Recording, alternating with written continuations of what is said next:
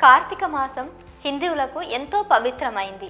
పురాణాల ప్రకారం కార్తీక మాసం అన్ని మాసాలకెల్లా ఎంతో ప్రాముఖ్యత కలిగింది. కార్తీక మాసంలో నిష్ఠ భక్తి శ్రద్ధలతో దేవతారాధన చేస్తూ ఉంటారు.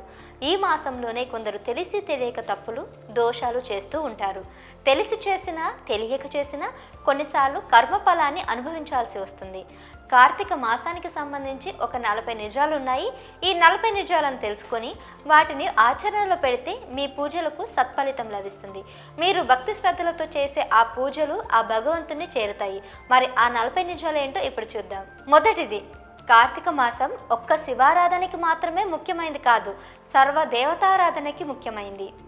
రెండవది, కార్తీక మాసం కృత్తిక నక్షత్రంతో కూడిన పూర్ణిమ నాడు మొదలయ్యే మాసం.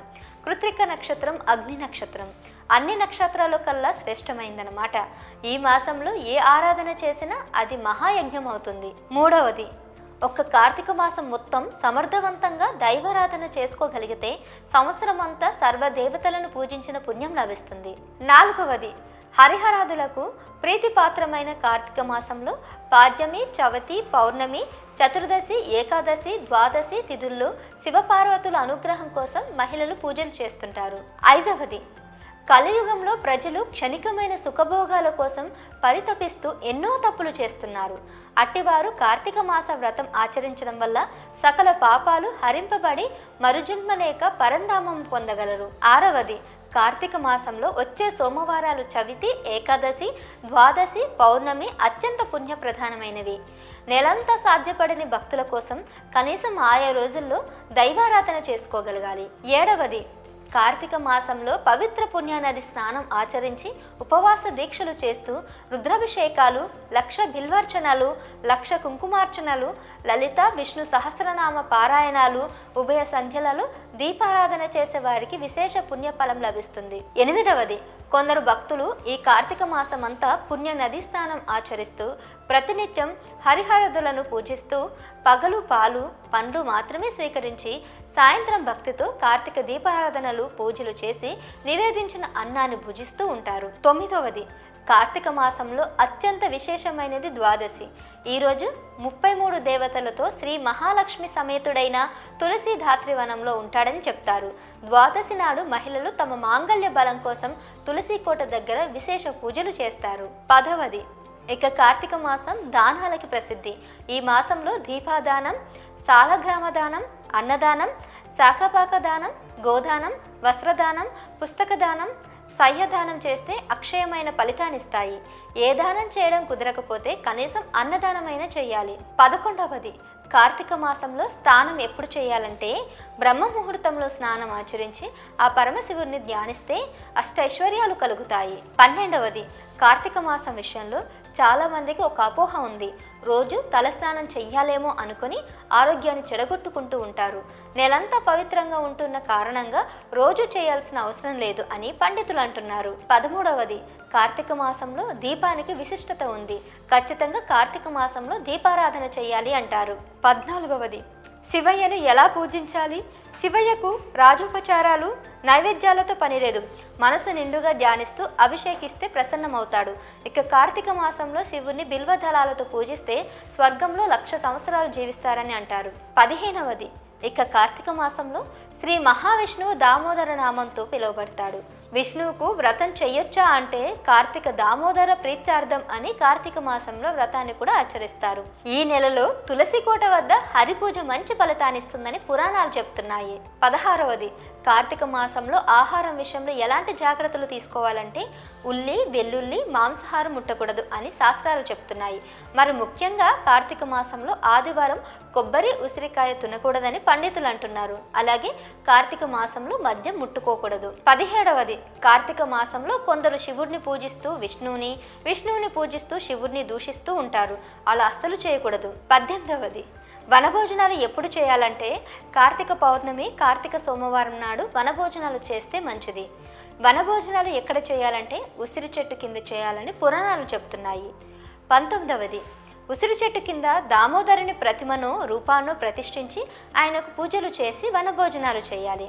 20వది, ఉసిరి దీపం ఎప్పుడు పెట్టాలి అంటే కార్తీక పౌర్ణమి రోజు ఉసిరి చెట్టు కింద ఉసిరి దీపాన్ని వెలిగిస్తే పుణ్యం దక్కుతుందని అంటారు. 21వది, కార్తీక మాసం దోష నివారణలు చేసుకోవడానికి చాలా అనుకూలమైనది. జాతకంలో ఎవరికి ఏ దోషం ఉంటే వాళ్ళు ఈ మాసం అంతా దానికి సంబంధించిన స్తోత్రాన్ని ఆ దేవతను ఆరాధించడం వల్ల విశేషమైన ఫలితం ఉంటుంది. 22వది కుజదోషం ఉన్న వాళ్ళు, వివాహం ఆలస్యం అవుతున్న వాళ్ళు కార్తీక మాసం అంతా సుబ్రహ్మణ్య స్తోత్రం చదవాలి. 23వది ఎప్పుడు ఏదో ఒక అనారోగ్యంతో బాధపడే వాళ్ళు వైద్యనాథ్ స్తోత్రం, ఆదిత్య హృదయం పఠించాలి. 24వది వ్యాపారంలో నష్టాలు, కుటుంబ కలహాలు, అప్పులు, కోర్టు కేసులు, అపనిందలు, రాహుగ్రహ దోషాలు ఉన్నవారు మంగళ చండిక స్తోత్రం చదవాలి. 25వది మంత్ర సాధన చేస్తున్న వాళ్ళు, కొత్తగా దీక్ష తీసుకొని ఉపాసన చేస్తున్న వాళ్ళు, చర్మ వ్యాధులు, అధిక రక్తపోటు, మధుమేహ వ్యాధి ఉన్నవారు కార్తీక మాసం మొత్తం మానసదేవి స్తోత్రం చదివితే ప్రయోజనం ఉంటుంది. 26వది నేత్ర వ్యాధులు, ఎంత కష్టపడ్డా ఎదుగుదల గుర్తింపు లేని వారు గరుడ ప్రయోగ మంత్రం చదవాలి. శత్రుబాధలు ఉన్నవారు, జయం కోరుకునేవారు కార్తీక మాసంలో దుర్గా స్తోత్రం పఠించాలి. 27వది ఇంట్లో వివాహాది శుభకార్యాలు జరగాలని కోరుకునేవారు లలిత సహస్రనామ స్తోత్రం నిత్యం చదువుకోవాలి. నూతన గృహం కొనాలనుకునేవారు మణిద్వీప వర్ణన పారాయణం చేయాలి. 28వది భూమి అమ్మాలనుకునే వాళ్ళు గణేశ ప్రార్థన, భూమి కొనాలనుకునే వాళ్ళు లక్ష్మీ వరాహస్వామి ప్రార్థన శ్లోకాలు నిత్య పారాయణం చేయాలి. 29వది ఉద్యోగం కోరుకునే నిరుద్యోగులు, ఉద్యోగంలో ప్రమోషన్ కోరుకునే వాళ్ళు కనకధార స్తోత్రం పారాయణం చేయాలి. 30వది రాజకీయ నాయకులు, పోలీస్ శాఖ వాళ్ళు, క్రీడారంగం వాళ్ళు కార్తీక మాసం అంతా వారాహి కవచం పాటించడమే మంచిది. 31వది నాటక రంగంలో ఉన్నవాళ్ళు, వైద్య వృత్తిలో ఉన్నవారు ప్రత్యంగిరి, నరసింహ స్తోత్రాలు నియమానుసారం ఈ మాసం మొత్తం పారాయణం చేయాలి. విద్యార్థులు చదువులో విజయం సాధించడం కోసం సరస్వతి, హయగ్రీవ, వినాయక స్తోత్రాలు చదవాలి. 32వది అపజయాల భయాలను తగ్గించి కార్యసిద్ధి చేకూరడానికి కార్తీక మాసం అంతా హనుమాన్ చాలీస పారాయణం చేయాలి. ఇక నిష్కమంగా ఆధ్యాత్మిక జ్ఞానం, దైవానుగ్రహం కోసం ఈ మాసం మొత్తం దామోదర అష్టకం ప్రతిరోజు చదువుకుంటే ఆధ్యాత్మిక జ్ఞానం వృద్ధి చెందుతుంది. 33వది ఇక కార్తీక మాసం అంతా గడపలో దీపాలు పెట్టాలి. తులసి కోట ముందు దీపం పెట్టాలి. ఈ మాసంలో సూర్యోదయానికి ముందు పెట్టే దీపాలు విష్ణుమూర్తికి చెందుతాయి. 34వది కార్తీక మాసంలో శాస్త్రం సూచించిన నియమాలను పాటిస్తూ శ్లోకాలను పఠిస్తూ దైవానుగ్రహాన్ని పొందవచ్చు. 35వది కార్తీక పౌర్ణమి నాడు పగలంతా ఉపవాసం ఉండి రుద్రాభిషేకం చేయించి శివాలయంలో మట్టి ప్రమిదలో 365 ఒత్తులను ఆవు నేతితో వెలిగిస్తే సమస్త పాపాలు భస్మీపటలమై పుణ్యలోకాలు పొందుతారని కార్తీక పురాణంలో అనేక గాథలు చెప్తున్నాయి. 36వది కార్తీక శుద్ధ ద్వాదశి రోజు క్షీరాబ్ది ద్వాదశి పేరిట తులసి చెట్టు, ఉసిరిక చెట్టును లక్ష్మీనారాయణులుగా భావించి కళ్యాణం చేస్తే మంచిది. 37వది కార్తీక మాసంలో విశేషంగా ఆచరించే వనభోజనాల సాంప్రదాయం ఈనాటిది కాదు.